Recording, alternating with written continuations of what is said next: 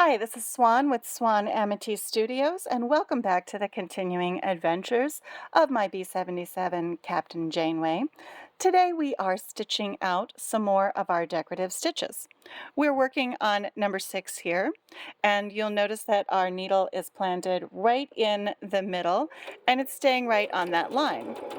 So we are watching the fabric go back and forth as we execute stitch number 6 on the B-77. And what we're looking for is, what does it do? How do we guide it? In this case, we're looking to keep it going right through the center of our foot, needle aligned with our marking line to keep it nice and straight. We're going to go ahead and break thread as we come to the end of that line. And you're going to see that stitch number 6 is giving us this extra heavy line all the way down. Now, I like that, especially for things where I really want my thread to show up and look exciting. Oh man, and the back tension just looks perfect. Really thrilled with that. So, just like we saw in our first video where we work on our decorative stitches, we're going to go ahead and make our notation that this is stitch number 6 and that this is the default and that this starts from the middle. I know some of you put a C for center. That's great. Whatever helps you remember the best. And let's go ahead and stitch number 7 out together as well.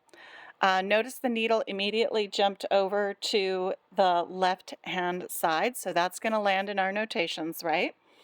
And we're going to bring our presser foot down. We're going to bring our needle down into the fabric right on our little line that keeps us aligned. And this time we're going to let it knot and then begin to stitch. This one is a zigzag where it's going to go over each portion of the zigzag a little bit. Once again, I'm noticing like a lot of machines, it tries to pull the fabric just a little bit to the right-hand side. And so all I'm doing right here is guiding it through. You may notice a lot of decorative stitches require you to just kind of keep your hands on the project, allowing things to slide under your fingers, just so you make sure everything stays aligned in the machine. As we come to the end there, we're just going to go ahead and break thread again. And like our previous video, you notice I always pull through a little extra of the top thread so it doesn't unthread itself when I come to the top again.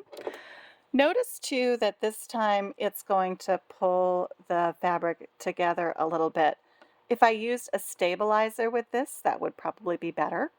And so I'll keep that in mind. My stitch library there has taught me a couple of things with number 7. So I want to get my Sharpie out and say that this is number 7. It is the default.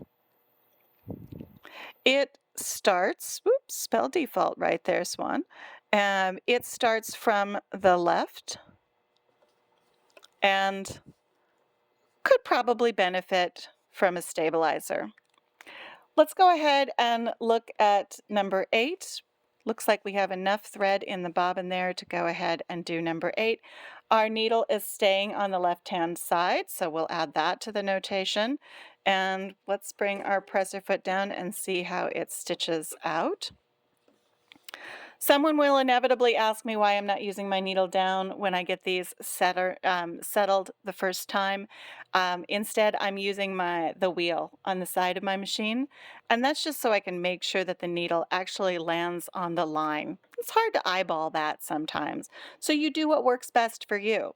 And if you can eyeball that and drop that in there, good for you. I am your fan. You are doing it right because it's the right thing for you. So let's go ahead and stitch this one out. Remember, we're on number 8 here. Once again, we're just keeping everything aligned in the machine. Oh, I like how that is stitching out. Really smooth, easy for that to form. I'm seeing all of the connections look really good so far. Now, as you're working with your decorative stitches, you want to keep pressure off of this hand that's guiding things through. I just want the fabric to just kind of move under my fingers. Very little, if any, pressure.